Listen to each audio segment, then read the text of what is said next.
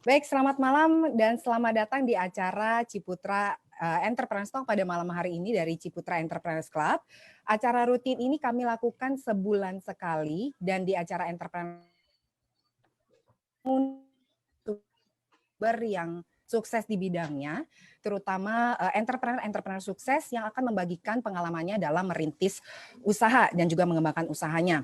Salah satunya yang sudah hadir bersama dengan kita di malam hari ini di acara Entrepreneur Talk seri ketiga yaitu Mas Edozel, seorang YouTuber dengan 3,7 juta subscriber yang saat ini juga menambah ke usaha kuliner yaitu Nyapii dan juga warteg gratis. Selamat malam Mas Edo. Halo. Halo, Ya, selamat gimana? malam. Halo Ya, teman-teman semuanya. ya Mas Edo, gimana kabarnya, sehat-sehat?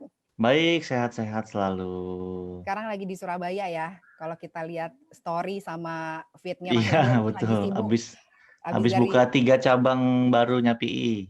di Surabaya ya, di Klampis sama besok kalau nggak salah di Manuan ya. Di Iya, Manuan tanggal Tenggilis, 5 Klampis, September. sama Manuan. Baik, oke. Mas Edo, terima kasih banyak sudah mau bergabung dengan kami di acara Ciputra Entrepreneurs Talk pada malam hari ini. Bersama dengan kita juga sudah hadir Bapak Hengki Joyo Santoso selaku CEO Ciputra Life. Selamat malam Pak Hengki. Selamat malam Mas Edo, selamat malam teman-teman semua, selamat malam Beni. Malam Pak. Thank you Sehat Mas ya Edo Pak? buat kehadirannya di tengah-tengah Sama-sama, Pak. kesibukan. Betul. Tadi kita ngobrol-ngobrol sebelum mulai acara ini ya, Mas Edo katanya perutnya sampai bega ya karena nyobain makanan terus nih selama di Surabaya kayaknya ya Mas Iya, Edo ya. betul. Oke, tapi masih fokus kan Mas pada malam hari ini? Fokus. Fokus ya. Oke, baik, sebelum kita lanjutkan acara Entrepreneur Talk pada malam hari ini, saya mau mengajak Bapak Ibu peserta untuk follow akun sosial media Ciputra Entrepreneurs Club terlebih dahulu yang tertera di screen Zoom-nya Bapak Ibu masing-masing. Silakan juga Bapak Ibu follow Instagram-nya Mas Edo yaitu Edozel serta Nyapii. Karena Nyapii sedang membuka banyak sekali cabang juga peluang-peluang bisnis yang nanti Mas Edo juga mungkin sedikit nanti bisa sampaikan. Juga Bapak Ibu bisa follow segera akun sosial media Ciputra Entrepreneurs Club karena kami punya banyak sekali acara-acara yang pasti berguna bagi Bapak Ibu untuk merintis dan mengembangkan usahanya saat ini. Kami punya acara Entrepreneurs Talk yang diadakan pada malam hari ini, kemudian juga ada acara Entrepreneurs Academy, dan ada juga acara Entrepreneurship Opportunity Seminar yang juga kami akan memberitahukan informasi serta opportunity bisnis dan promo menarik dari Ciputra Entrepreneurs Club. Baik, Bapak Ibu, Mas Edo dan juga Pak Hengki, pada malam hari ini sebelum kita lanjut ke sesi talk show kita, saya mau ajak Bapak Ibu untuk melihat tayangan video mengenai Mas Edo dan juga Nyapii dan warteg gratis berikut ini. Selamat menyaksikan. Halo Cipreneurs, kamu familiar nggak sih sama YouTuber yang satu ini? Yap, dia adalah Edozel. Selain menjadi YouTuber, ternyata Edozel punya warteg gratis dan baru-baru ini merintis bisnis kuliner unik dan kekinian, yaitu Nyapii, katanya sih seisap asap kekinian. Jadi daging sapi diproses asap sampai harum, terus diongseng tanpa minyak begini. Wih, wangi banget ini sih.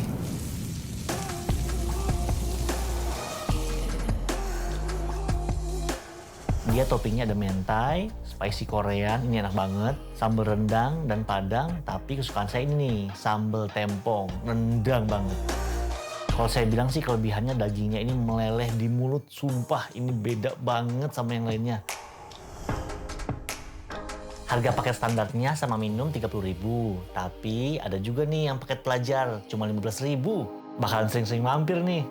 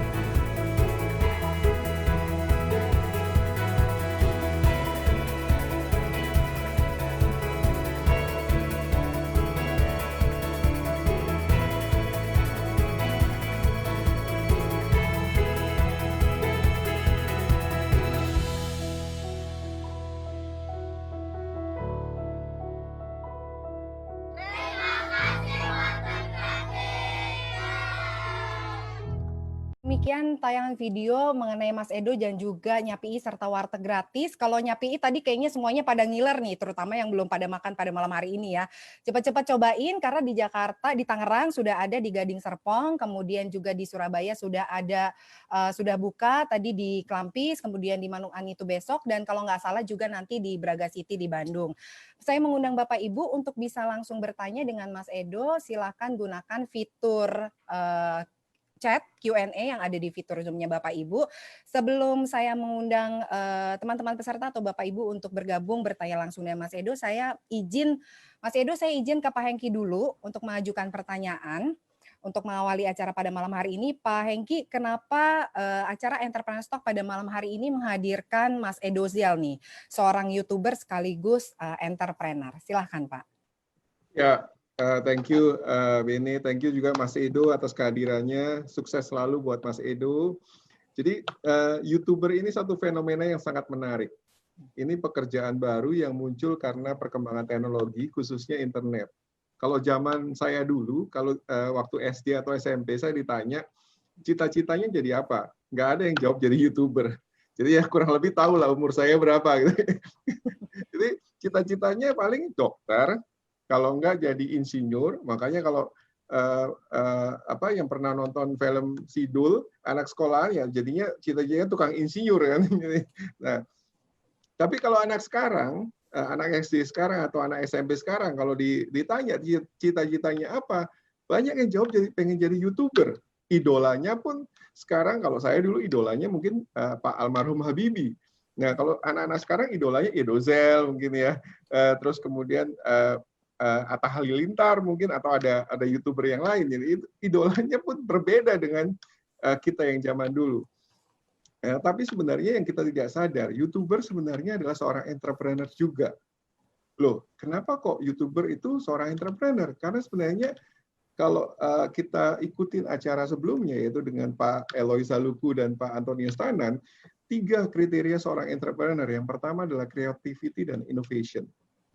Seorang YouTuber pasti harus punya kreativitas dan harus berinovasi menciptakan konten-konten yang nantinya bisa viral. Kemudian yang kedua, opportunity creation. Seorang YouTuber itu menciptakan opportunity, bukan cuma mencari opportunity. Kenapa? Karena dia menciptakan konten terlebih dahulu, sehingga kontennya viral, kemudian followersnya banyak, baru setelah itu pemasang iklan akan masuk ke dalam konten tersebut. Nah, kalau dulu kan mungkin kita bikin konsep kontennya mau apa, kita tawar-tawarin kepada pemasang iklan. Kalau sekarang kebalik nih.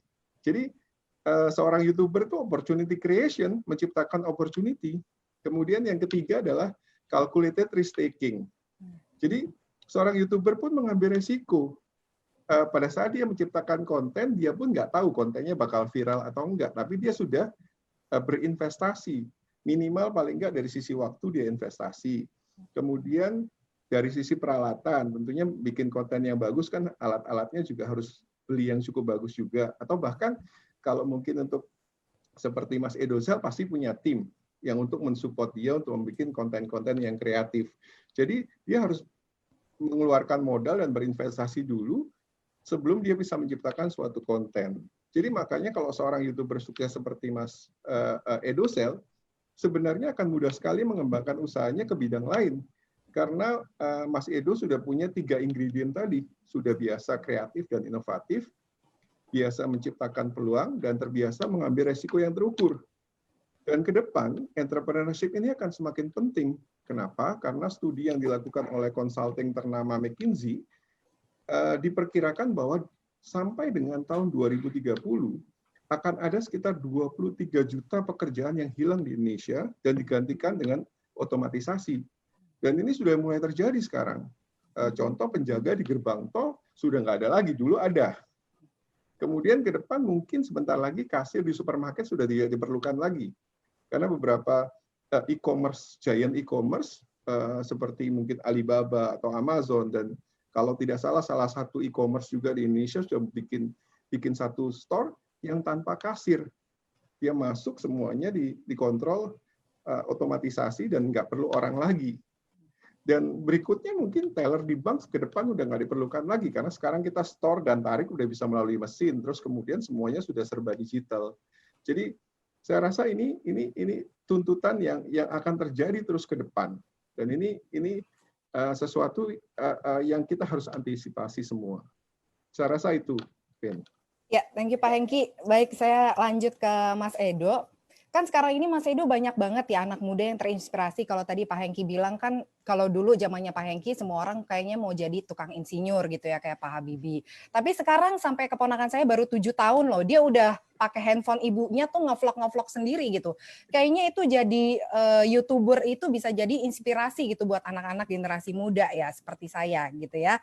Nah, kalau untuk Mas Edo sendiri gitu ya, apa sih resepnya gitu sehingga bisa jadi YouTuber sukses, apalagi zaman sekarang semua orang rata-rata ya anak muda itu rata-rata semua kayaknya bikin konten sendiri, bikin vlog sendiri, sampai yang kemarin itu saya lihat di feed-nya Mas Edo ya kalau nggak salah, sampai orang tuh bisa kehilangan hati nurani gitu. Pada saat ada orang yang harus ditolong justru dia bikin konten duluan. Itu kan yang kemarin campaign yang Mas Edo viralkan gitu ya.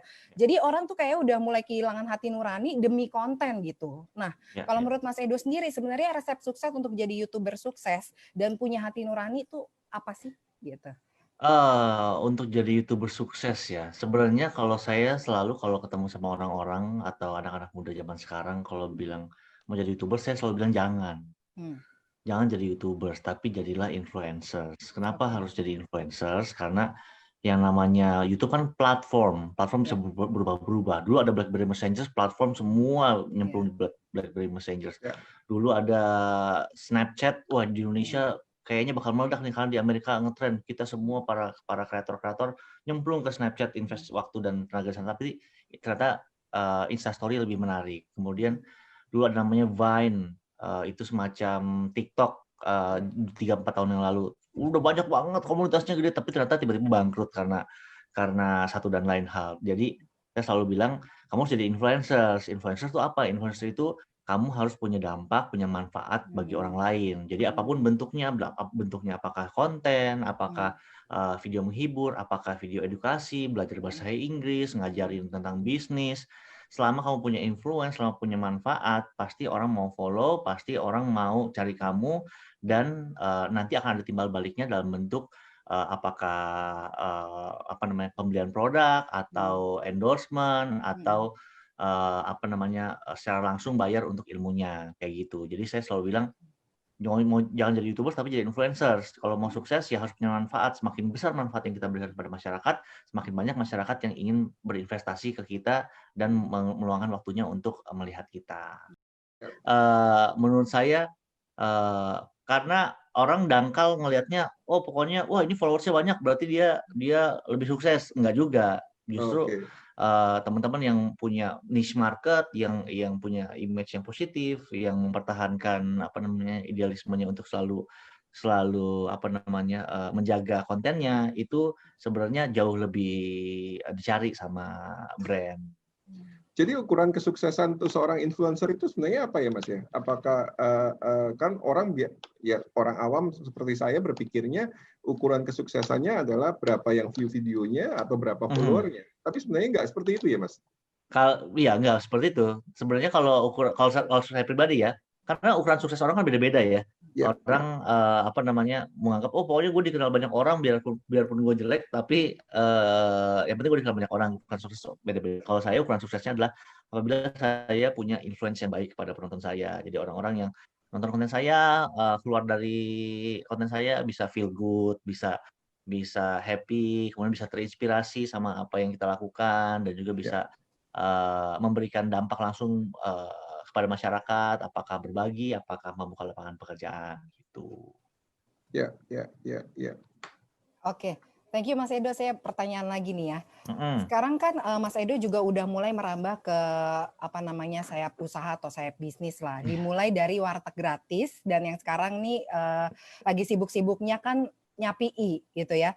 Padahal biasanya kan YouTuber itu biasanya nih tracknya itu kan dari digital platform YouTube, kemudian kan ke TV gitu ya, yang berkaitan dengan dunia seni gitu atau Jadi film artis gitu gitu ya. atau iya jadi artis Jadi lah. artis.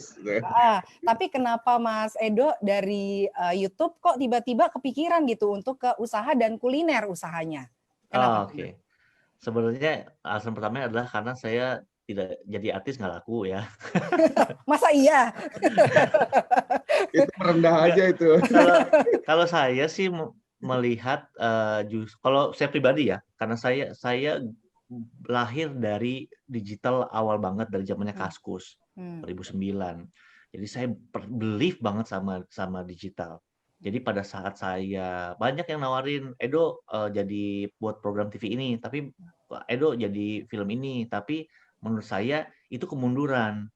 Karena menurut saya, I believe in digital future.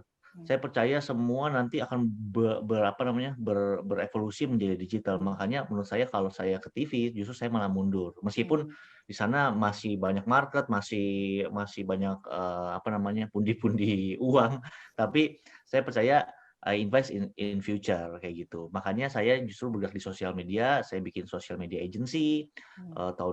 Beberapa tahun yang lalu kita pegang GoFood Partner, kita pegang Pertamina, kita pegang Jasa Marga, kemudian baru beralih udah punya social media agency, ya udah apa yang bisa saya lakukan 2 tahun lalu panggilannya adalah untuk bikin warteg gratis, bisnis pasti rugi, meskipun rugi tapi karena Tuhan yang dorong ya udah saya jalanin. Puji Tuhan udah setahun lebih sekarang jalan di 3 kota, di Tangerang, Gresik, sama di Yogyakarta. Tahun ini panggilannya adalah membuka lapangan pekerjaan karena kemarin PSBB kan banyak banget yang kehilangan pekerjaannya. Mungkin teman-teman di sini istilahnya yang kelas ekonomi yang berkecukupan nggak terlalu berasa, tapi saya yang waktu minggu kedua PSBB kan kita jalan warteg gratis seperti biasa. Biasanya kalau kita warteg gratis itu warganya tertib dan soalnya kita setel lagu dangdut apa segala macam dan happy aja gitu. Tapi pada saat PSBB berlaku itu mereka udah berebutan sampai nyolong. Padahal sesuatu yang gratis masa dicolong ya kan? Maksudnya pada saat saya turun ke lapangan benar-benar sampai selesai itu. Makanya bahkan sampai teman saya pun yang sudah jadi manajer di salah satu tour and travel besar di Indonesia tiba-tiba minta pekerjaan sama saya gitu. Jadi ini yang menjadi trigger saya, we have to do something. Akhirnya tercetuslah Nyapi gitu bersama partner Mas Hendy Setiono dan juga Mas Yasir dan Mas Hengki gitu. Tapi ini luar biasa berani nih Mas Edo buat satu usaha baru di era pandemi seperti ini kan. Rata-rata kalau perusahaan biasanya adalah melakukan penghematan nih. Ini malah buka usaha baru gitu. Apa nggak takut rugi? Apalagi kalau tadi kan kalau disampaikan oleh Mas Edo nih sebelum kita mulai acara Zoom ini, harganya mulai 15.000 lagi. Dan ini dan kita tahu sendiri kan harga daging sapi itu sangat mahal di Indonesia. Tapi Mas Edo keluarin dengan harga mulai dari 15.000, rata-rata cuma 30.000-an. Ini kenapa nih? Kalau pertama dibilang apa takut rugi di warteg gratis, justru kita nyari rugi kan. Jadi saya sudah terbiasa. Justru di warteg gratis tujuannya harus rugi. Kalau gimana caranya kita pokoknya harus rugi. Jadi kalau dibilang takut rugi sih enggak. Kenapa? Karena saya nomor satu saya bawa doa pasti. Dan saya belajar warteg gratis yang nggak mungkin aja, yang nggak possible untuk sustain. Karena rugi, saya awal-awal saya hitung-hitung budgeting untuk bikin warteg gratis, gila kita sebulan puluhan juta keluar nggak ada pemasukan, gimana caranya bisa sustain gitu. Tapi karena bodoa Tuhan memang tunjukkan dorong terus untuk ke sana ya. Setelah 3 bulan nggak nurut ya udah saya nurut, akhirnya sampai sekarang luar biasa. Bahkan tabungannya saya sama kasnya warteg gratis gedean kasnya warteg gratis sekarang. sebegitu sebegitu luar biasa kalau Iya, kalau iya. Tuhan yang buka jalan. Jadi begitu pas nyapi pun sama. Saya bawa doa, bener nggak Tuhan mau seperti ini, ya udah karena oke, ya saya berani. Tapi Iya. pastinya selain berani ya kita all out, kita cari partner-partner yang memang sudah apa namanya, sudah berpengalaman dan punya visi yang sama, Iya, iya. sehingga bisa berjalan bareng-bareng ke tujuan yang Tep- sama. Tapi unique selling proposition-nya sendiri dari Nyapi apa sih, Mas? Kok kan sekarang kan banyak nih apa yang mencoba masuk juga mulai usaha, tapi kan harus Iya. punya, untuk sustain itu kan kita harus punya unique selling Yes. proposition ya. Nah, ini sebenarnya saya kalau jawab begini pasti diketawain sama entrepreneur karena kok kayaknya itu cetek banget. Tapi saya percaya Nyapi itu yang paling enak di antara semua sapi.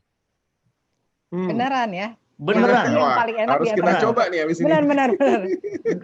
Bukannya enak, tapi enak banget gitu. Enak banget. Karena gini, karena yang mengajak saya bisnis usaha makanan itu udah banyak banget dari zamannya 2 tahun lalu, semua selebgram artis bikin brandnya masing-masing kan dengan kue daerah apa segala macem kan. Tapi yang nawarin saya pas saya coba nggak pernah ada yang cocok. Kenapa? Karena saya mikir, mereka cuma manfaatin follower saya. Saya bisa datengin 3 bulan nih rame, 3 bulan rame dateng. Mereka coba, udah nggak suka, mereka nggak bakal datang lagi, bulan keempat mati gitu. Dan itu yang terjadi kan sama apa namanya mayoritas dari apa kue-kue artis. Makanya untuk Nyapi nggak mau kalau ini masih cuma enak doang gitu. Harus enak banget, orang datang berkali-kali, dan itu terbukti apa namanya, bahkan teman-teman TikTokers, YouTubers yang awalnya saya undang, mereka datang sendiri sampai 3 kali mereka datang sendiri, ajak temannya, enggak, padahal udah nggak diundang, maksudnya udah nggak kita layanin, memang datang sendiri aja karena memang enak gitu. Tapi selain ya kekinian, kemudian ada konsep apa segala macam, ya pastinya itu ada di belakangnya. Tapi sebelum launching sempat market testing dulu sehingga Mas Edo bilang wah ini enak banget nih, atau nggak dilakukan itu, cuman testingnya hanya di internal aja, cuma para founder sama apa namanya ya sama istri sama staff semua cobain, gimana, enak nggak? Kalau cuma enak Kak, aduh nggak usah jualan. Harus enak banget ya. Harus enak banget. Harus enak banget. Jadi lapar ya Pak.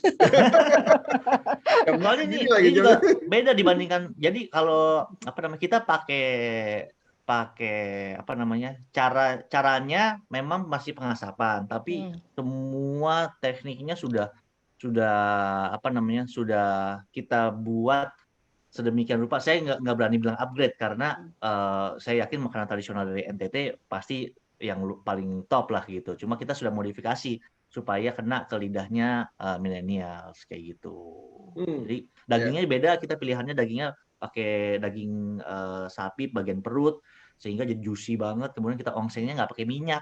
Jadi flavornya tuh tertahan dan tertangkap di dagingnya itu, kemudian pas di mulut tuh meleleh di mulut lah pokoknya.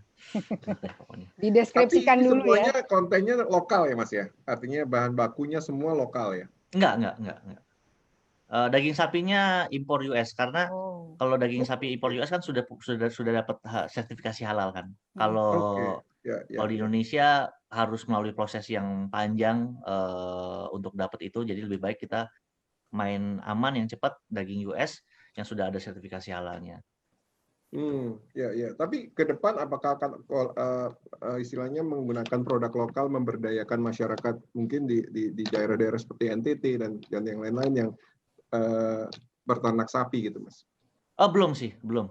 Kita belum kepikiran sampai sana karena memang ini kita melalui proses R&D yang lama, Mas. 6 bulan dan kita udah cobain semua jenis sapi, semua bagiannya. Dari sapi Australia, India, Indonesia, memang sapi itu spesiesnya beda, meskipun sama-sama sapi, tapi kalau iklimnya berbeda, dia punya tekstur daging Taste-nya berbeda, teksturnya berbeda. sama Ya, ya. cara dia menangkap proses pengasapan itu beda, Mas. Jadi kalau daging Indonesia itu lebih cocok overcook, kayak rendang. Jadi Ya, ya. dimasak berulang-ulang lama, rendang, rawon. Jadi mateng banget itu, lebih enak. Kalau daging US itu medium well, biasanya kan memang begitu kan. Jadi pada saat nyari meltingnya sama nangkap asapnya berbeda memang. Oke. Ini nanti sistemnya akan franchise juga atau seperti apa, Mas Edo? Ya, sudah franchise. Makanya sudah franchise juga ya? Yang own outlet yang di Gading Serpong aja, yang lainnya semua mitra semua. Oke. Gitu. Oke, Lapar Pak ya? Hengki. Berarti minggu depan Bapak bisa langsung ke Gading Serpong, Ya, Pak. kita harus Atau besok coba nih. hari Sabtu. Iya, Ini karena benar. enak banget. Tapi siap-siap antri ya, Pak. Iya, saya lihat di videonya masih antri sekali tuh. Iya, puji Tuhan antri terus. Kita GoFood dan GrabFood pun, GoFood hampir nggak pernah buka. GrabFood masih kadang-kadang buka kalau habis makan siang. Di weekdays masih suka buka sejam 2 jam habis itu tutup lagi karena memang antriannya luar biasa. Ya. Oke. Mas Edo, sebenarnya yang menginspirasi Mas Edo untuk jadi seorang entrepreneur gitu, punya usaha kuliner ini sebenarnya siapa sih? Ada sosok yang menginspirasi nggak? Gak ada Role sih, model? Nggak ada? saya ngikut aja, disuruh buka lapangan pekerjaan, ayo. Ya udah, yang bisa bantu saya sevisi siapa, ayo. Gitu. Saya jujur saya masih baru banget Pak Hengki untuk dunia entrepreneurs. Jadi ya saya bersyukurlah dipertemukan sama orang-orang yang luar biasa yang mengarahkan saya gitu. Kalau sosial media saya ngerti, tapi kalau bisnis, saya nggak ngerti. Jadi masih banyak bertanya sama Mas Hendy Setiono lah. Oke. Sip. Pertanyaan lagi nih Mas Edo ya. Tantangan terberatnya Mas Edo pada saat merintis dan juga merintis dan mengembangkan warteg gratis lah, karena kan udah setahunan juga ya. Dan usaha Nyapi ini apa sih sebenarnya tantangan terberat atau challenge terberatnya? Tantangan terberat adalah sosial media. Menjaga supaya sosial media ini tetap bisa marketingnya benar. Kemudian menjaga kualitas pastinya, kemudian menjaga omongan-omongan netizen gitu, karena harus dijaga banget tuh. Kita bisa posting foto rame gitu, tapi kalau kita posting foto rame aja, netizen bisa pelintir, ini apa nih PSBB apa segala macam kayak gitu-gitu. Nah, banyak jadi pada saat kita posting foto rame, sebelahnya kita geser, ada protokol kesehatan yang kita jalankan, dan memang kita jalankan protokol kesehatan itu, bukan cuma sekedar foto doang. Jadi komunikasinya harus nggak harus udah ada counternya sebelum diserang. Gitu. Soalnya kalau nggak udah keburu rame, terbentuk opini publik, susah untuk balikinnya. Jadi kita selalu sudah ada counter sebelum kita posting sesuatu, kita harus pikirkan efeknya ke masyarakat ini apa. Apa yang bisa kita lakukan supaya efeknya maksimal kayak gitu. Oke.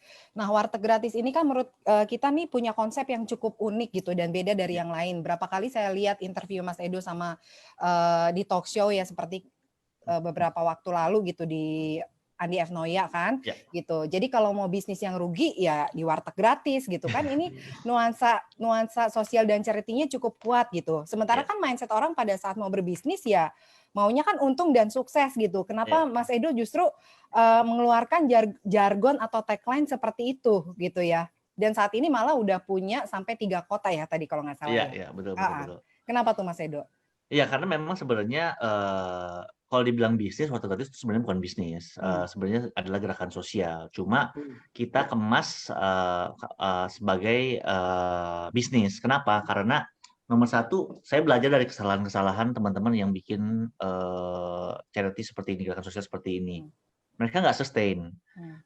Kenapa? Karena tidak dimanage dengan benar, tidak punya operasional yang benar, tidak punya sistem yang benar. Jadi dan cuma mengandalkan mood aja. Ayo bagi-bagi yuk, ayo kumpul-kumpul, teman-teman gereja atau teman-teman Karang Taruna, teman-teman masjid. Ayo Dan sifatnya kumpul-kumpul. seasonal ya Mas biasanya. Ya, kumpul-kumpul dana, buka bersama, jalan gitu. Ya. Itu berdasarkan mood banget. Jadi kalau lagi malas atau lagi apa, udah itu hilang aja gitu. Nah, saya bikin sistem di mana dana mengalirnya begini. Kita bikin sesi umum untuk mahasiswa di mana orang bisa bayar sesukanya gitu. Kemudian nanti dari dana itu kita ke panti asuhan di mana mereka full gratis. Kemudian ke pemukiman pemulung full gratis gitu. Jadi ada subsidi silang gitu. Jadi bahkan kadang-kadang kita pengen menginspirasi malah terinspirasi.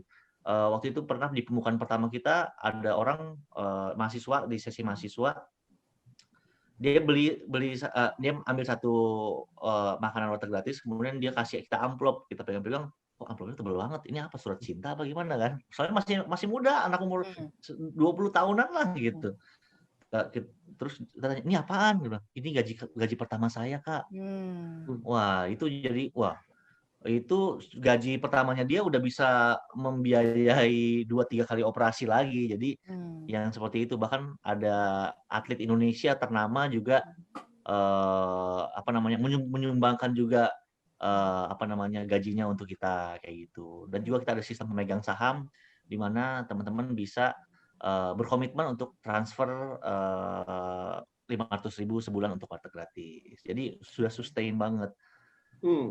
Jadi ada semacam sistem donatur tetap gitu ya, Mas Edo ya. Tapi statusnya sebagai pemegang saham gitu ya. Iya, dan itu menarik. kita berikan mereka sertifikat saham, kartu nama saham gitu. Kartu nama tulisannya co-founder kayak gitu-gitu. Jadi it's a bikin mereka makin menjadi rasa kepemilikan kepada warteg gratis ada. Jadi bukan cuma sekedar lu pemegang saham tapi udah gitu, nggak ada treatmentnya, nggak ada ini. Jadi memang kita bikin sedemikian rupa lah supaya sustain. Berarti ada laporan rutin kepada si pemegang saham itu ya Mas ya? Pemegang saham punya akses untuk melihat keuangan kita. Oke. Kalau masyarakat umum bisa lihat tapi via kitabisa.com. Kalau via kitabisa.com cuma cuma kasarannya aja. Tapi kalau pemegang saham mereka ngejagain kita juga, pengeluaran pemasukan mereka ada aksesnya gitu. Oke. Menarik. Konsepnya sangat menarik. Ya. Mas Edo, Pak Hengki, kita ke pertanyaan dari teman-teman peserta pada malam hari ini karena sudah banyak juga yang bertanya. Kita juga mau undang interaktif. Kalau misalnya Bapak Ibu ada yang mau langsung bertanya langsung gitu, kita akan buka audionya, nanti dibantu oleh teman-teman admin, tapi tolong raise hand supaya nanti kami bisa lihat siapa yang mau bertanya secara langsung ke Mas Edo pada malam hari ini. Baik, saya bacakan pertanyaan ini sepertinya dari Kota Jakarta. Selamat malam Mas Edo, bagaimana cara kita menjadi seorang influencer yang ingin dilihat orang banyak tapi tetap memberikan pesan yang positif tanpa ada sensasi? Karena biasanya orang Indonesia banyak yang menjadi influencer sebelumnya hanya untuk mencari sensasi. Terima kasih. Silakan Mas Edo. Jadi sebenarnya motivasi di awal.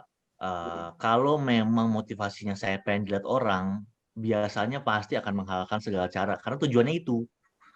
Makanya saya selalu push untuk teman-teman kita influencer yang memang kita bimbing, jangan targetnya tuh view mata orang, tapi targetnya adalah impact gitu. Gimana caranya gue bisa membuat impact ini dengan cara yang kreatif. Contohnya ya paling gampang, waktu zamannya pemilu Jokowi versus Prabowo, saya nggak bisa bikin Jokowi versus Prabowo karena pertama saya harus netral, kedua konten saya harus positif, nggak boleh bikin orang berantem gitu kan, ketiga saya banyak kontrak dengan brand-brand besar gitu, jadi nggak bisa. Tapi saya punya kerinduan untuk bikin impact. Gimana caranya supaya orang milih Jokowi dan Prabowo ini ditimbang dulu. Nah akhirnya kita bikin segmen namanya mari kita bandingkan. Mari kita bandingkan, yang dibandingkan apa? Makanan. Makanan. McD versus KFC. Ayamnya enakan mana? Nanti kita bahas. Oh, kalau KFC kulitnya lebih berasa. Oh, kalau McD dagingnya lebih juicy gitu. Sebenarnya untuk mengeducate orang kalau mau milih sesuatu, you have to invest time untuk pelajari kayak gitu. Kemudian, nah itu jadi pada saat pemilu itu jadi series yang panjang dan view-nya tetap bagus karena dikemas secara menarik. Orang kan pengen tahu enakan mana sih ayam geprek bensu sama geprek bensunya Ruben Onsu gitu. Kayak gitu-gitu. Jadi targetnya harus impact, bukan view. Tapi kan ngukur impact itu nggak gampang, Mas. Yang paling kelihatan itu kan views. Jadi orang kadang-kadang ya oke, saya harus positif, saya pengen ukur impact, tapi gimana caranya? Saya kalau views kan udah kelihatan dan biasanya kan orang selalu merelate views itu dengan jumlah pengiklan gitu kan? Iya. Biasanya kalau impact kita ukur dari komentar sih. Oke. Komentar feedbacknya bagus apa enggak? Contohnya kita banyak banget komentar-komentar. Wah ini terima kasih kakak sudah jadi inspirasi saya. Terima kasih kakak udah gara-gara kakak saya jadi bisa milih yang benar. Oh ternyata benar ya apa kata Kak Edo, kayak gitu-gitu sih. Jadi impact-nya tuh terukurnya dari komentar. Komentar, ya. Ada yang mau bertanya secara langsung ya, udah resen ya. Ya bisa langsung dibuka audionya, bisa langsung berinteraksi dengan Mas Edo. Halo, selamat malam. Halo. Ya. Halo Kelvin. Wah, megang ular nih. Iya nih Mas Kelvin, saya jadi ngeri-ngeri sedap gitu ya. Saya agak jauh dulu ya. Oke, silakan Mas Kelvin boleh tanya langsung ke Mas Edo. Halo Kak Edo, saya Kelvin dari Padang. Saya mau tanya nih, kan saya nih cerita sedikit ya. Saya kan YouTuber juga nih, baru mulai YouTuber itu 3 bulan yang lalu lah. Nah, itu kan Kak Edo itu YouTubernya sudah 3,78 juta subscriber. Yeah. Saya mau tanya, gimana tips dari Kak Edo untuk cara memajukan akun YouTube kita itu supaya lebih berkembang. Nah, dan bagaimana motivasi dari Kak Edo untuk agar kita bisa jadi entrepreneurship juga seperti Kak Edo. Lalu ada satu pertanyaan lagi nih spesial. Iya. Kapan Nyapi buka di Kota Padang? Ditagih. Oh, marketnya udah ada tuh, Mas Edo. Iya benar. Udah ada YouTuber juga tuh yang siap promosiin. Ya, terima kasih Mas Kelvin, kayak masih muda ya suaranya ya. Boleh langsung di-mute lagi. Silakan Mas Edo, ada beberapa pertanyaan. Kelvin yang baru mulai YouTube 3 bulan yang lalu, saya sarankan untuk berhenti dan mulai TikTok. Karena menurut data, dan saya kalau ngomong data bukannya data-data saya ngasal-ngasal, tapi memang menurut data pengguna TikTok di Indonesia nomor 1 di Asia. Jadi kalau kamu mulai YouTube sekarang udah terlambat. Kenapa? Subscribe rate-nya tuh udah turun jauh banget. Apalagi sekarang persaingannya udah bukan cuma sama kreator, tapi sama production house, sama TV, sama artis-artis yang sudah punya followers besar. Jadi, Kelvin, saya sarankan untuk beralih ke TikTok. Kenapa? Karena TikTok itu semuanya masih creators dan memang tidak ada duitnya, memang tidak ada AdSense-nya. Tapi untuk memulai, kamu harus punya audiens dulu, baru mikirin AdSense-nya. Toh percuma, kamu mau investasi di YouTube, mau punya 100.000 subscribers di YouTube, pemasukannya cuma 500.000 sebulan. Nggak nutup. Mendingan kamu ke TikTok, dapat duitnya 0, tapi kamu dapat audiens, dapat pengalaman, dapat belajar, dan dapat feedback langsung. Percuma bikin video YouTube susah-susah, tapi kalau nggak ada yang nonton, kemudian di TikTok masih ada yang nonton. Gitu. Oke, semangat Kelvin. Jadi jangan jadi tubers, jadi influencers. Terus, kapan Nyapi buka di Padang? Ditunggu aja. Ditunggu aja. Pasti ada. Udah ada 2-3 orang yang booking. Tapi memang secara franchise kita butuh 4 Nyapi buka baru kita bisa buka. Kenapa? Karena jalur distribusinya biar sekalian. Kalau enggak jadinya mahal. Kasihan si mitranya untuk ngambil. Kenapa dia bahan bakunya ngambil lebih mahal? Ya karena kita harus bikin jalur distribusi untuk 1 outlet doang. Jadi lebih baik ditunggu sampai 4 lah. Tapi kalau buat para peserta yang mungkin berminat untuk jadi franchise-nya Nyapi, kira-kira budgetnya berapa sih yang harus siapkan, Mas Edo? Itu budgetnya silahkan hubungi DM. Oke, DM aja ya. Bisa langsung DM Pak Hengki, buat Bapak Ibu Bisa yang juga berminat jadi mitra bisa langsung DM ke Nyapi ya. Iya. Oke, Mas Edo, saya lanjut, ada pertanyaan ini dari Surabaya sepertinya ya. Saya mau bertanya untuk Kak Edozel, bagaimana cara Kak Edo bisa beradaptasi dari YouTuber ke entrepreneur, baik dari modal, promosi, inovasi, dan lain halnya. Karena adaptasi dari YouTuber ke entrepreneur walaupun jamak dilakukan tapi gap-nya besar. Ya, Silakan. ya. Kalau saya dibilang entrepreneur enggak juga. Yang entrepreneur adalah partner saya. Saya tetap pegang sosial medianya, saya pegang digital marketingnya, saya pegang karena itu keahlian saya. Kalau menurut saya, teman-teman juga harus cari partner. Kenapa? Karena sekarang ini zamannya udah bukan zamannya Superman, di mana semua bisa semua, tapi zamannya Avengers. Ada yang bisa terbang, ada yang paling kuat, ada yang pinter nyelinap. Jadi sama, saya juga di Nyapi berkolaborasi. Mas Hendy yang pinter franchise, Mas Yasir yang pinter bikin masakan, Mas Hengki yang pinter operasional. Jadi kita bersatu. Semua punya kekuatan masing-masing, disatukan. Jadi enak banget. Sosial media mereka nggak usah perlu social media agency, saya sudah punya. Operasional saya nggak perlu nyari orang yang orang-orang pinter kemudian ngaturin manajemen. Mas Yasir bisa. Makanannya bukan makanan yang biasa-biasa tapi yang enak banget karena memang Mas Hengki dia yang punya mie paling pedas se-Asia pokoknya. Terus Mas Hengki Mas Hendy Setiono outletnya Kebab Baba Raffi udah 1.700 outlet, jadi sudah pengalaman banget multiplikasi usaha makanan. Jadi ya itu harus cari partner.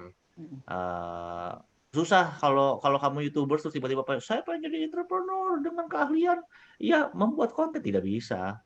Kontennya mungkin bagus tapi kalau produknya nggak enak ya dimakan dilepeh sama orang, nonton aja keren ganteng tapi kalau dimakan nggak enak ya kamu kan makan makanannya bukan makan orang, makan kegantengannya.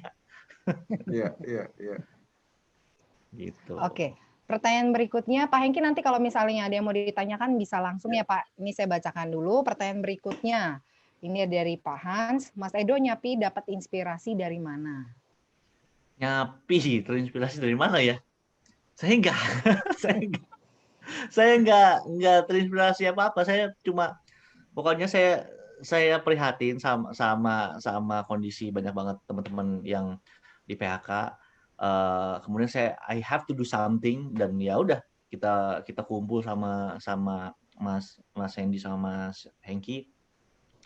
Kita mau bikin produk, ayo makan pokoknya harus enak banget. Ya udah dicobalah pertamanya ayam goreng, kemudian ayam goreng Mas Hendy bilang, apa bedanya nih ya, ngapain bikin ayam goreng, semua udah banyak ayam goreng, nggak mau yang ini. Ya udah betul. ganti lagi sampai akhirnya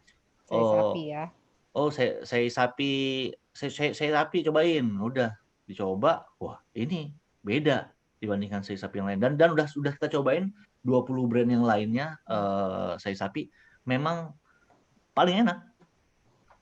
Oke. Dan makanya kita all out di sini semua gitu. Oke. Pertanyaan berikutnya dari Kota Bandung. Bagaimana cara membangun personal branding di dunia per-YouTubean supaya bisa menjadi YouTuber yang terkenal apalagi di bidang game? Ini kayaknya gamers juga nih. Siap. Personal branding itu biasanya ada 3 yang kamu pegang. Kamu mau gamers, kamu mau jadi gamers, oke, itu adalah branding kamu yang pertama. Gamers yang apa? Gitu. Apakah kamu gamers yang jago banget sebagai atlet e-sport atau kamu gamers yang seksi seperti Kimi Hime atau kamu gamers yang sambil makan atau pokoknya kamu harus cari apa yang kamu suka, apa yang mendefinisikan diri kamu, apakah kamu mau jadi gamers khusus mobile. Jadi ambil spesifikasi buru-buru, kalau kamu nggak suka spesifikasi itu ganti. Jadi kamu harus cari passionnya. Nah, bagaimana cara dapetin apa yang cocok sama saya, apa yang passion saya adalah coba. Gitu. Logikanya begini, teman-teman tahu suka makan bakso kenapa? Karena pernah coba bakso. Kalau nggak pernah coba bakso, pasti nggak bakal suka bakso.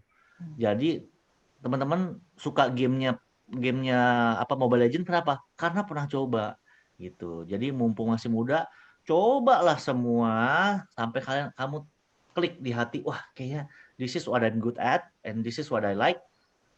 Lakukan terus gitu. Tinggal grinding aja. Oke. Jadi lakukanlah sesuai dengan passion dan hati ya, ngekliknya di mana. Iya. Oke, pertanyaan berikutnya, mengapa Resto Nyapi bisa sampai ramai dan antri? Karena banyak entrepreneur buka usaha makanan tapi tidak semuanya ramai. Iya, emang sampai antri sampai sekarang sih memang. Iya, nomor satu, jadi terutama soal PSBB ya. Kalau nomor satu saya kasih tahu, Nyapi enak. Udah, itu nomor satu. Makanya orang datang lagi. Tapi untuk membuat orang nyobain, kemudian tahu itu enak, itu ada prosesnya, ya kan? Saya bisa bilang Nyapi enak, tapi gimana caranya supaya orang mau datang coba, gitu, supaya mereka tahu itu enak. Jadi jawabannya adalah digital marketing, social media activation itu. Kenapa? Pada saat PSBB ini, semua F&B kan turun, anjlok, ya kan? Tapi ada loh F&B yang naik. Janji jiwa kok naik ya? Kok ada bisnis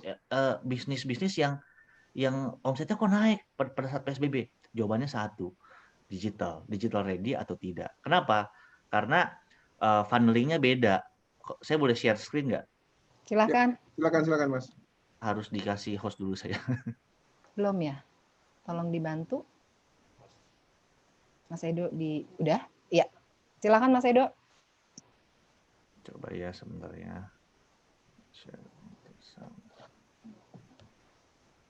Oke, sebentar ini kelihatan nggak?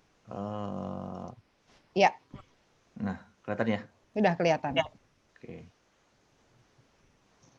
Ini social media agency saya, kita pegang beberapa kali. Nah, ini funneling, social media funneling. Jadi ini customer journey, di mana kursor saya kelihatan nggak? Kelihatan. Oke, customer journey adalah perjalanan seorang customer yang belum kenal produk kita sampai akhirnya dia mau membeli atau mencoba produk kita. Nah, pada saat sebelum PSBB, kita bagus-bagusin tuh toko kita, logo di depan toko kita, di depan mall, di outlet, dengan harapan bahwa pada saat orang yang nggak tahu brand kita, pada saat lihat dia lewat, dilihat, wah, apaan nih saur seli, apaan nih gulu-gulu, apaan nih boba-boba, mereka mau coba. Nah, pada saat PSBB itu tidak ada. Tidak ada jembatan untuk orang melihat brand Anda. Kenapa? Karena orang nggak lewat toko Anda. Karena orang nggak masuk ke mall di mana outlet Anda. Karena orang nggak tahu produk Anda. Gimana caranya orang mau beli produk Anda kalau mereka nggak pernah lihat. Makanya sekarang sudah berbeda nih tahun 2020, terutama pas PSBB.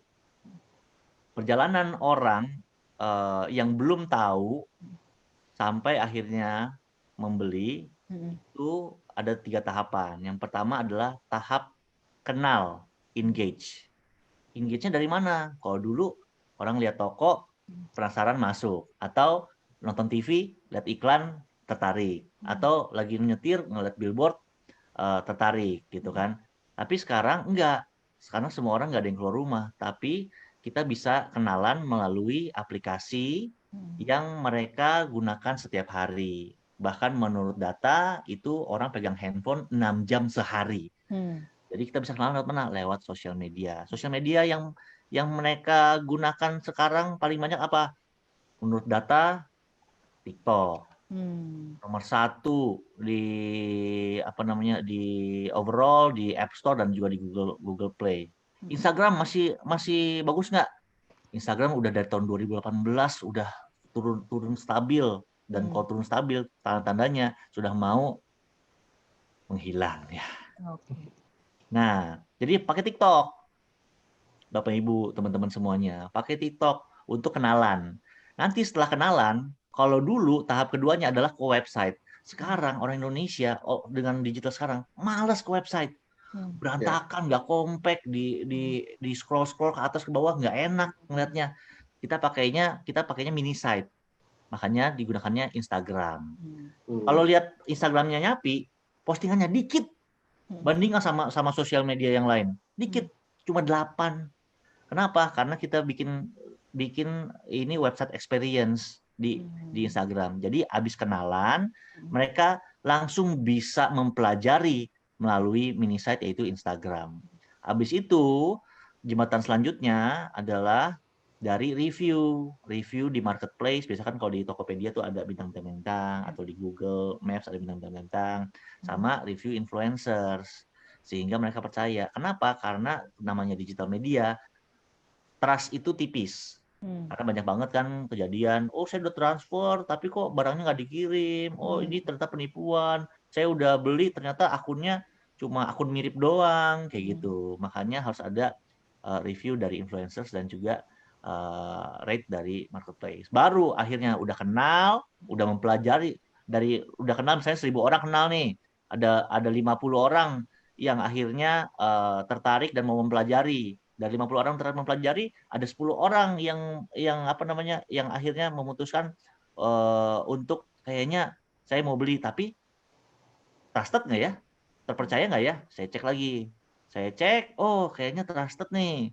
Baru akhirnya ada 3 orang atau 2 orang yang akhirnya membeli. Nah, dari funneling ini jembatan ini yang kita buat nih. Jembatan kenalan, di mempelajari sama di review. Harus punya 3 tahap ini baru customer yang belum kenal bisa melakukan purchasing, mencoba Nyapi, baru udah tahu enak. Nah, udah kalau dia udah tahu enak, dia jadi loyal customer. Gitu. Oke. Ya. Baik. Panjangan ya jawaban saya. Enggak Pak, itu bagus banget ya Pak lagi Mas Edo. Saking Tapi saya Mas Edo, kalau misalnya ya semua orang sekarang berusaha masuk ke digital marketing, nggak semua company go into digital. Tapi seberapa efektif untuk bisnis-bisnis yang non-consumer products, contoh kayak industri jasa, karena kalau kita lihat memang industri yang consumer marketing, consumer products itu memang digital marketing efektif. Tapi kalau belajar dari pengalaman seperti kita sendiri di industri asuransi, ternyata memang digital marketing tidak, istilahnya ya cost-nya masih terlalu besar dibanding dengan volume yang kita dapatkan. Yes, saya setuju. Makanya kita juga nggak main B2B. Untuk B2B lebih ke networking sama masih konvensional. Kenapa? Nomor 1 karena kalau B2B memang marketnya itu nomor 1 lebih dewasa gitu. Biasanya kita sarankan untuk ke WhatsApp bisnis sama di Facebook gitu. Jadi tergantung dari produk juga ya Mas ya? Yes, betul. Oke, kita lanjut di Pertamina kita nggak main TikTok di Pertamina. Instagram masih, Facebook lebih kita tekan sama website sama UI dari dari aplikasi. Aplikasinya My Pertamina ya. Lebih ke building image lah. Building image, ya. Kita lanjut ya Pak Hengki, Mas Edo ya. Oke, pertanyaannya mohon dijelaskan menurut Mas Edo, media sosial yang paling tepat untuk brand UMKM itu TikTok. Apa? Maksudnya digital platformnya. Terus TikTok. Apa kelebihannya TikTok daripada YouTube? TikTok udah. TikTok ya. TikTok itu nomor 1 di dunia penggunanya, dan di Indonesia tuh nomor 1 penggunanya di Asia. Udah selesai TikTok jawabannya. TikTok adalah hidup adalah TikTok. Oke, berarti klien-klien kita, nih saya kasih lihat lagi ya, saya share screen-nya. Jadi jadi ceritanya saya ini saya ini dulu co-foundernya dari social media agency yang lumayan besar lah di Indonesia. Kita pegang GoFood Partner, Jasa Marga, 2000, BPK Nabur. Tapi akhirnya saya keluar. Kenapa? Karena kerinduan saya pengen bantu UMKM. Makanya saya keluar, saya vakum dulu 1 tahun sebagai etika. Akhirnya saya bikin baru lagi social brand khusus untuk bantu UMKM. Cuma 5 juta aja. Kalau dulu kan saya bikin ini bisa puluhan juta, bisa ratusan juta klien kita. Tapi kita bikin gimana caranya kita bisa bantu UMKM cuma 5 juta mereka udah dapetin impact yang benar gitu. Karena klien-klien kita ini kayak apa namanya, kayak warteg gratis kita view-nya 2 juta, apa namanya, Nyapi view-nya juga 3 juta. Karena memang TikTok udah berubah. Karena saya ngerti banget mindset-nya teman-teman di sini. TikTok alay, TikTok cewek-cewek joget seksi. Enggak. Bittersweet by Najla itu kenapa viral? Kenapa laku? Kenapa gede banget sekarang? Kenapa omsetnya bisa ratusan juta? Nah, TikTok. Nih, TikToknya by Najla. Kontennya begini. Dengar suaranya nggak? Nggak kedengeran nih. Belum. Ya, maaf internet saya internet hotel. Ya, pokoknya cek sendiri aja. Nyapi juga gitu. Kita viral 2 juta 2 juta view di TikTok.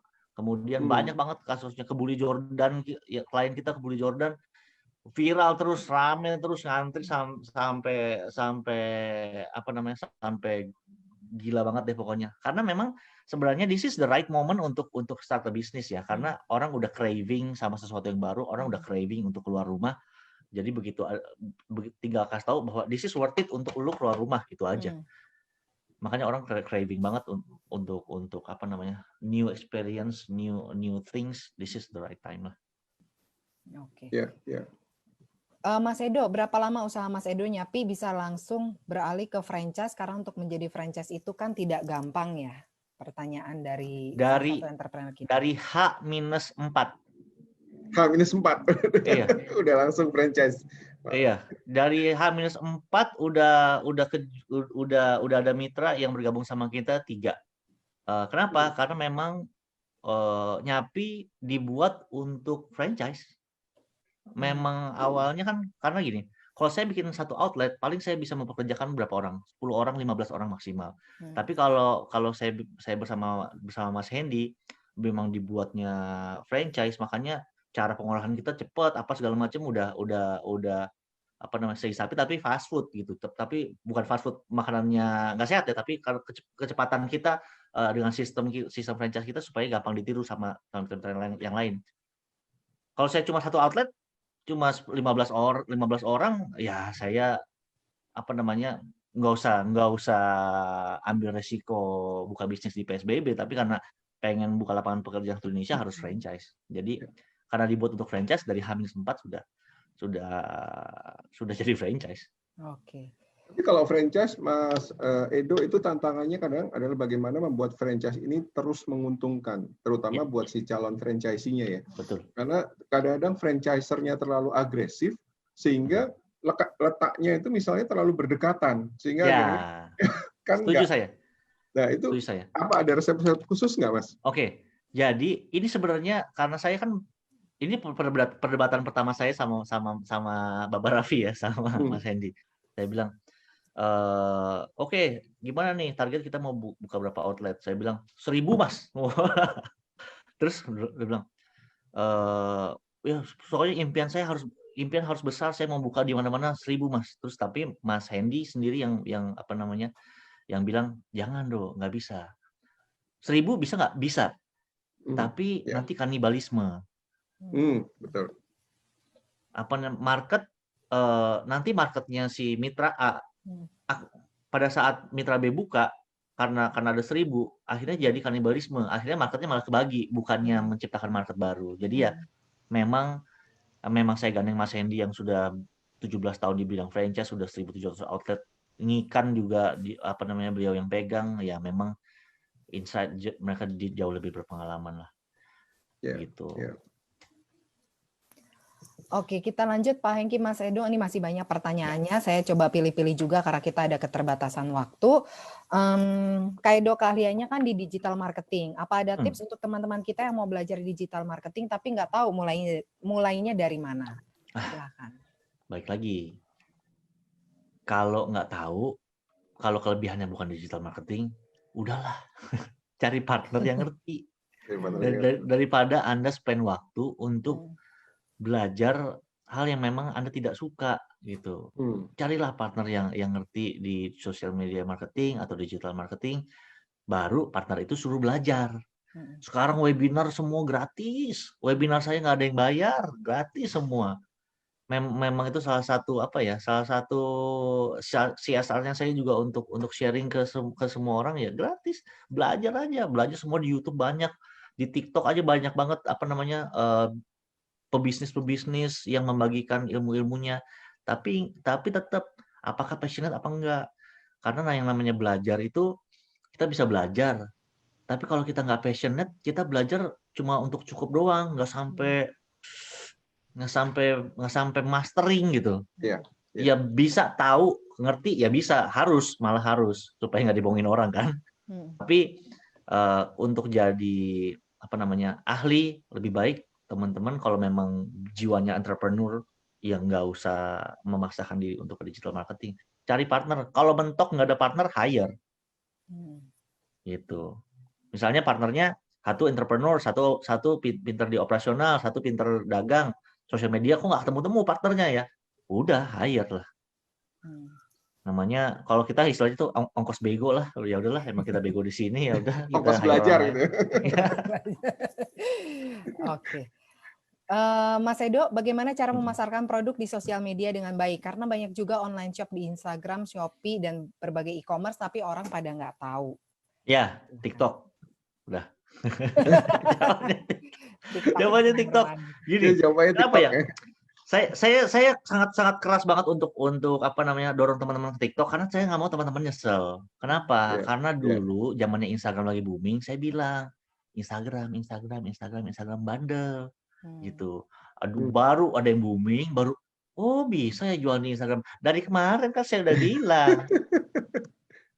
Teman saya sukses karena Instagram, baru saya mulai Instagram, terlambat. Kayak YouTubers, saya zamannya awal-awal YouTubers, saya ke sekolah-sekolah, saya ke TV untuk kasih tahu, ayo bikin konten di YouTube. Baru setelah banyak yang sukses, wah ternyata duitnya banyak, ternyata bisa sukses dari YouTube, baru saya mau ikutan, terlambat. Sekarang TikTok, buruan sebelum keretanya berangkat. Oke. Tapi mungkin banyak orang yang belum terlalu yakin dengan TikTok karena mereka masih bingung monetize-nya kali Mas ya. Karena fokusnya monetize-nya gimana dulu, baru setelah itu kalau ini udah tahu cara monetize-nya baru saya mau masuk gitu. Padahal itu strategi yang salah sebenarnya. Iya, betul. Kalau untuk pebisnis ya pasti kan mikirnya tetap mau duit ya. Caranya tetap funneling kayak tadi yang saya bilang customer journey ya, in the end ke produk juga, tapi tetap harus ada marketnya dulu kan sebelum jual produk. Itu percuma produknya udah jadi tapi nggak ada yang beli ya percuma gitu. Oke, Mas Edo, ini masih banyak banget pertanyaan, tapi sepertinya karena waktu juga sudah menunjukkan jam 8:16. Mohon maaf sekali Bapak Ibu yang pertanyaannya belum sempat kami bacakan, nanti bisa DM lebih lanjut ke Mas Edo gitu ya, atau juga nanti kita akan buat sesi-sesi berikutnya mengundang Mas Edo lagi ya. Baik, Mas Edo, sebelum saya masuk ke pesan penutup, saya mau ajak Mas Edo untuk fast answer session. Saya mau ikutin YouTuber zaman sekarang ya. Cuma ada 3 pertanyaan, 3 nanti boleh dijawab dengan cepat, hanya dalam waktu 3 detik aja. Yang pertama, siap-siap Mas Edo, YouTuber atau entrepreneur? Influencers. Oh, influencer. Enggak ada loh YouTuber atau entrepreneur, tetap ya influencer ya. Yang berikutnya, Nyapi atau warteg gratis? Saat ini Nyapi. Oke, saat ini Nyapi ya. Tapi bukan berarti warteg gratis nggak dipikirin ya, teman-teman di warteg gratis ya. Jawabannya Nyapi, tapi bukan berarti di nomor 2. Warteg gratis itu udah berjalan otomatis, tanpa saya pun mereka sudah jalan. Pilot ya, udah jalan ya. Oke, yang berikutnya terakhir, Jakarta atau Surabaya? Serpong, saya nggak suka. Surabaya makanannya enak loh Mas. Surabaya makanannya enak banget. Tapi kalau antara dua Jakarta atau Surabaya, saya sih pilih Surabaya ya. Pilih Surabaya. Kalau boleh tahu alasannya kenapa? Less stressful aja sih. Jakarta kan very stressful. Kalau di sini masih bisa nafas lah. Karena kalau orang-orang kreatif itu musuhnya stres. Kalau stres kita burn out, mentok otaknya. Mentok ya. Oke. Baik, thank you Mas Edo. Kita langsung ke sesi terakhir. Pesan penutup, Mas Edo, ada yang mau disampaikan nggak ke peserta Entrepreneur Talk pada malam hari ini? Oke, teman-teman, saya sebenarnya mulai bisnis itu dulu pernah buka salad, kemudian kita dalam 3 bulan rugi 200 juta, kemudian adalah beberapa usaha-usaha yang lain. Saya selalu gagal. Kenapa? Karena saya selalu pikir this is a good opportunity for me untuk dapetin uang tambahan. Jadi istilah kasarnya adalah saya pengen memperkaya diri. Saya percaya begini, tapi kenapa warteg gratis bisa bertahan dan berhasil bahkan sampai luar biasa sampai sekarang? Karena motivasinya benar. Karena motivasinya kita pengen memberkati, pengen menjadi inspirasi. Kenapa Nyapi bisa booming seperti sekarang? Saya percaya karena saya punya motivasi yang benar untuk buka lapangan pekerjaan di PSBB. Jadi meskipun orang-orang nggak berani buka di saat PSBB, saya buka duluan karena ada motivasi itu. Saya juga percaya bahwa Nadiem Makarim bisa sukses ini bukan karena dia pengen memperkaya diri, enggak, tapi kan dia pengen menjadi solusi kemacetan, pengen memberikan solusi buat ojek pangkalan yang kerjanya lebih banyak nunggunya daripada apa nganternya. Kenapa Jack Ma bisa sebesar ini? Saya percaya karena bukan pengen memperkaya diri, tapi pengen menghubungkan industri rumahan kecil di China kepada market yang lebih luas gitu. Jadi saya percaya kalau motivasi kita benar dalam membuat usaha, Tuhan yang bukakan jalan, dan kita punya impact yang benar, orang mau bayar untuk mendapatkan solusi dari kita. Kayak gitu. Karena saya juga percaya bahwa dunia ini nggak butuh lebih banyak orang sukses. Dunia ini butuh lebih banyak orang baik. Oke. Thank you Mas Edo, menginspirasi sekali. Untuk Pak Hengki, silakan Pak, ada pesan penutup yang mau disampaikan kepada para peserta pada malam hari ini. Iya, luar biasa sekali. Jadi seperti yang dibilang oleh Mas Edo tadi, kita harus start dengan motivasi kita, start with why. Apa yang sebenarnya jangan, dan why itu kadang-kadang kita confuse dengan what gitu.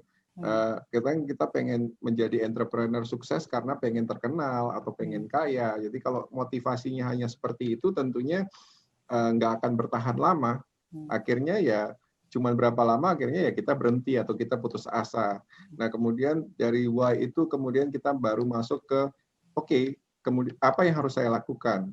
Ide bisnis apa yang akan saya jalankan? Nah, dalam kondisi pandemi ini justru sebenarnya banyak hal yang bisa kita ciptakan. Terbukti dengan Nyapi launching, kalau nggak salah mulai launching di bulan Juli ya Mas ya? Iya. Nah, pada saat PSBB. Nah, karena new situation, keadaan yang baru pasti akan menimbulkan new problem atau masalah yang baru dan membutuhkan new solution. Jadi dengan solusi, dan kita bisa come up dengan new solution tersebut, baik berupa produk ataupun jasa. Dan tentunya produk atau jasa kita pun harus kita testing nih. Testingnya bisa menggunakan yang rumus yang simple yang semua orang udah tahu, yaitu 4P, yaitu produknya seperti apa, harganya bagaimana, promosinya bagaimana, seperti yang Mas Edo sampaikan ya, sekarang ini zamannya digital marketing, masuk ke digital marketing, dan kemudian distribusinya seperti apa. Seperti yang Nyapi lakukan adalah dengan distribusi melalui franchising. Kemudian berikutnya lah, kita perlu cek persiapan, apakah kita sudah punya skill dalam mengelola bisnis, mengembangkan bisnis, atau kita sudah punya relasi atau networking dalam mempromosikan bisnis kita, dan apakah kita sudah punya modal yang cukup untuk mengembangkan bisnis kita. Kalau memang itu belum, ya kolaborasi seperti yang Mas Edo sampaikan, saat ini bukan zamannya lagi Superman, tetapi Avenger. Kita harus kolaborasi. Kalau kita nggak punya keahlian dalam mempromosikan, ya cari orang yang punya keahlian dalam mempromosikan bisnis. Strength kita apa, kita kolaborasikan dengan orang yang punya strength berbeda dengan kita. Dan yang terakhir tentunya ya lakukan saja.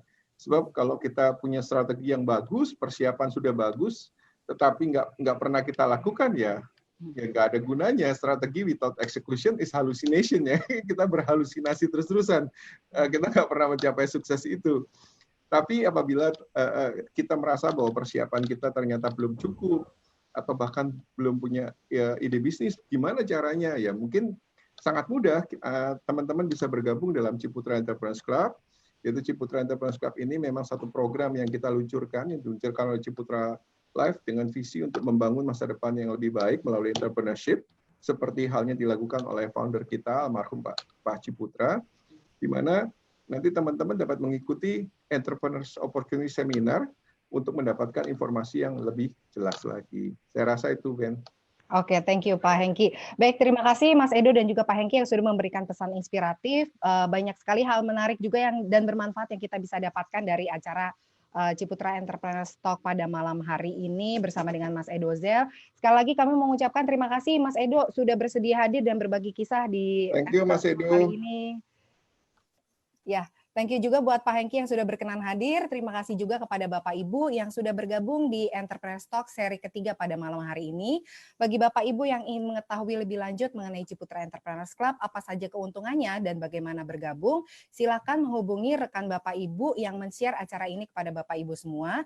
Juga bisa menghubungi atau DM Instagram kami di Ciputra e-Club Instagram.